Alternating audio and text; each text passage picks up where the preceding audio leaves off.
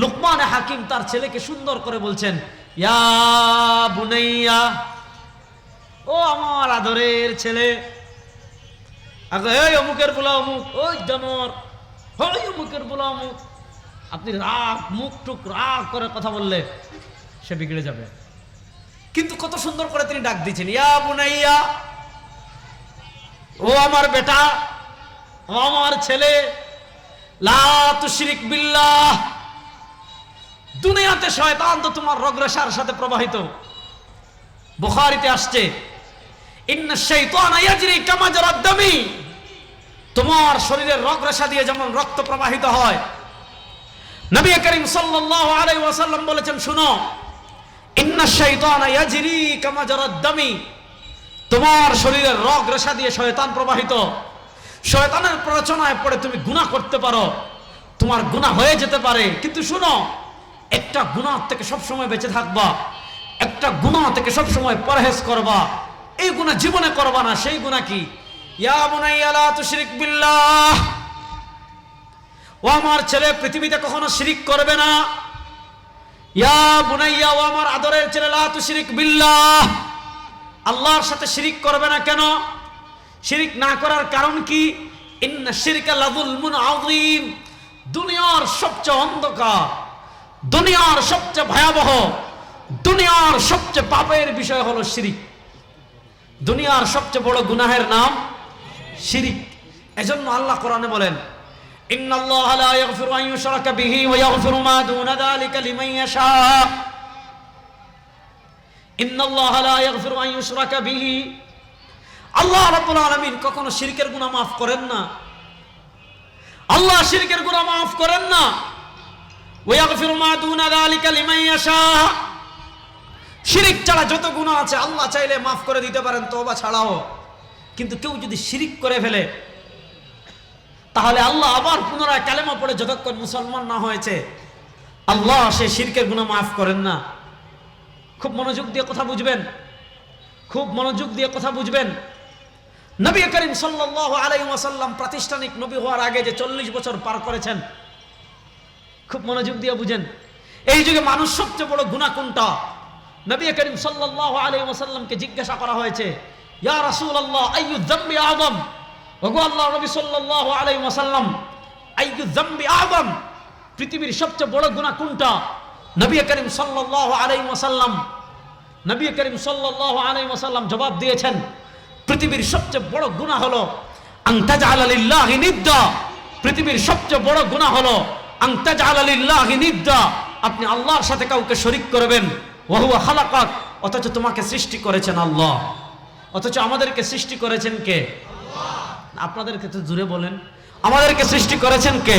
আল্লাহ। জোরে বলেন, আল্লাহ। আমাদেরকে সৃষ্টি করেছেন কে? আল্লাহ। আন তাজআলা লিল্লাহি নিদ্দা, তুমি আল্লাহর সাথে কাউকে শরীক করবে। ওয়া হুয়া খালাকাক, অথচ তোমাকে দুনিয়াতে সৃষ্টি করেছেন আল্লাহ। তো আরবের মানুষ সবচেয়ে বড় যে গুনাহ শিরিক করত, কতটা শিরিক করত? শুধু যে ঘরকে আল্লাহ প্রথম বানিয়েছেন, ইন্না আউওয়ালা বাইতুম উযিআ লিন-নাসি লাল্লাযী বিবাক্কাতা মুবারাকাম ওয়া হুদাল লিল আলামিন, এই পেশ থেকে আসছে। যে মক্কাকে আল্লাহ পৃথিবীর প্রথম ঘর বানিয়েছিলেন, সেই কাবা ঘরে 360টা মূর্তি বানিয়ে রেখেছে। নবী করিম সাল্লাল্লাহু আলাইহি ওয়াসাল্লামের ভালো লাগে না, নবী করিম সাল্লাল্লাহু আলাইহি ওয়াসাল্লামের ভালো লাগে না। কি করেন? বুখারী শরীফের বাবুন কাইফা কানা বাদুল ওয়াহী ইলা রাসূলিল্লাহি সাল্লাল্লাহু আলাইহি ওয়াসাল্লাম, সে পরিচ্ছেদে হাদিস আসছে, তার ভালো লাগে না। ওয়া কানা ইয়াতাহান্নাসু ফি গার হিরা, ওই গার হিরা, জাবালে নূরের উপর একটা হেরা আছে, একটা গুহা আছে, গার হিরা। ওই গার হেরায় তিনি চলে যান, ওখান থেকে ডাইরেক্ট কাবাঘর দেখা যায়, সরাসরি ওই পাহাড়ের উপর থেকে কাবাঘর দেখা যায়। তিনি দিন যায়, রাত যায়, সকাল যায়, বিকাল যায়, সন্ধ্যা যায়, ওখান থেকে তিনি আল্লাহকে তালাশ করতে থাকেন, আল্লাহর সন্ধান করতে থাকেন। ভালো লাগে না, আল্লাহর ইবাদত করতে থাকেন। হঠাৎ একদিন রাত জিবরিল আমিন আলাইহিস সালাতু ওয়াস সালাম প্রাতিষ্ঠানিক ওয়াহির দায়িত্ব নিয়ে আসলেন। আশা বললেন ইকরা ইয়া মুহাম্মদ, ও আমার হাবিব, আপনার পিছনের জীবনের রীতি ঘটেছে, এখন থেকে আপনি রিসালাত প্রাপ্ত নবী। ইকরা বিসমি রাব্বিকাল্লাযী খালাক, ও নবী আপনি ওই প্রভুর নামে পড়ুন। ইয়া নবী ইকরা ইয়া মুহাম্মদ, ও আমার হাবিব, ও আল্লাহর হাবিব আপনি পড়ুন। নবী করিম সাল্লাল্লাহু আলাইহি ওয়াসাল্লাম বলেন মা আনা বিকারিন, আমি তো প্রাতিষ্ঠানিক লেখাপড়া কারোর কাছে করি নাই, দুনিয়ার কেউ আমার শিক্ষক হতে পারে না, যেহেতু উতিতু ইলমাল আউয়ালিন ওয়াল আখিরিন, এই আলমের ভিতর সবচেয়ে বড় আলেম আমি, এই সৃষ্টি জগতের ভিতর সবচেয়ে বড় আলেম আমি, আল্লাহর পরে আল্লাহর কুল কায়নাতের ভিতর সবচেয়ে বড় আলেম আমি, দুনিয়াতে প্রাতিষ্ঠানিক কেউ আমার শিক্ষক হতে পারে না। নবী করিম সাল্লাল্লাহু আলাইহি ওয়াসাল্লাম বলেন মা আনা বিকারিন, আমার তো প্রাতিষ্ঠানিক কোনো লেখাপড়া নাই, আমার প্রাতিষ্ঠানিক কোনো শিক্ষক নাই। আবার বলেন আপনি পড়েন, আবার বলেন মা আনা বিকারিন, তিনবার বলার পর চাপ দিয়েছেন। নবী করিম সাল্লাল্লাহু আলাইহি ওয়াসাল্লাম বলেন আমার কষ্ট অনুভব হলো। হযরত জিবরিল বললেন ইকরা বিসমি রাব্বিকাল্লাযী খালাক, ওই যে আল্লাহ যে নবীর শিক্ষক, জিবরিল বলার সাথে সাথে নবী করিম সাল্লাল্লাহু আলাইহি ওয়াসাল্লাম পড়া শুরু করলেন ইকরা বিসমি রাব্বিকাল্লাযী খালাক, খালাকাল ইনসানা মিন আলাক, ইকরা ওয়া রাব্বুকাল আকরাম আল্লাযী আল্লামা বিল কলম আল্লামাল ইনসানা মা লাম ইয়ালাম। শুনেন, নবী করিম সাল্লাল্লাহু আলাইহি ওয়াসাল্লামের প্রাতিষ্ঠানিক রিসালাতের সূচনা হয়েছিল। নবী করিম সাল্লাল্লাহু আলাইহি ওয়াসাল্লামের প্রাতিষ্ঠানিক রিসালাতের সূচনা হয়েছিল কি দিয়ে? ইকরা বিসমি রাব্বিকাল্লাযী খালাক। ইকরা নবী আপনি পড়ুন। কোন পড়া? বিসমি রাব্বিক। খুব মনোযোগ। ইসলাম পড়াশোনাকে কতটুকু আগ্রহী গুরুত্ব দিয়েছে, ইসলাম শিক্ষাকে কতটুকু গুরুত্ব দিয়েছে, ইসলাম শিক্ষার প্রতি মানুষকে কতটুকু উৎসাহিত করেছে, এটা বোঝার জন্য এই প্রমাণে যথেষ্ট। ইসলামের প্রথম ওহীর সূচনা হয়েছে ইকরা দিয়ে, যে নবী করিম সাল্লাল্লাহু আলাইহি ওয়াসাল্লামের উপর প্রাতিষ্ঠানিকভাবে প্রথম ওহী আসছে কোনটা? ইকরা। নবী আপনি পড়ুন। কোন পড়া পড়বেন? বিসমি রাব্বিক, আপনার প্রভুর নামে। আপনার প্রভু কে? আপনার প্রভুর পরিচয় কি? আপনার প্রভুর পরিচয় হলো আল্লাযী খালাক।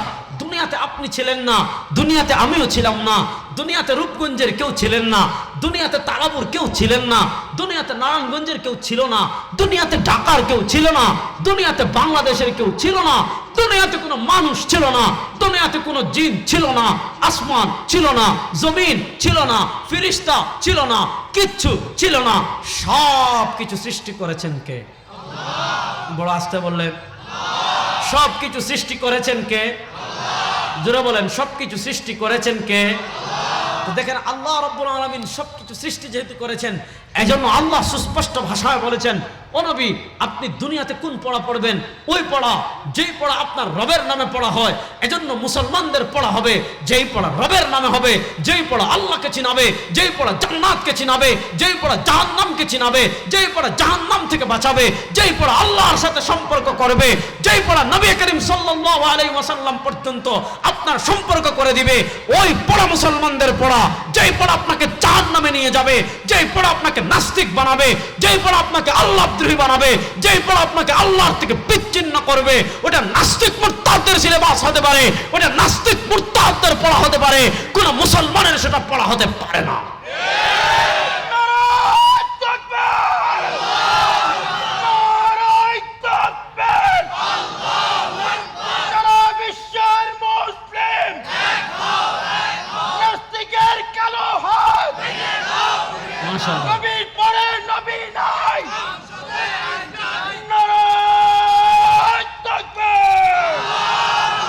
মাশাআল্লাহ বারাকাল্লাহ।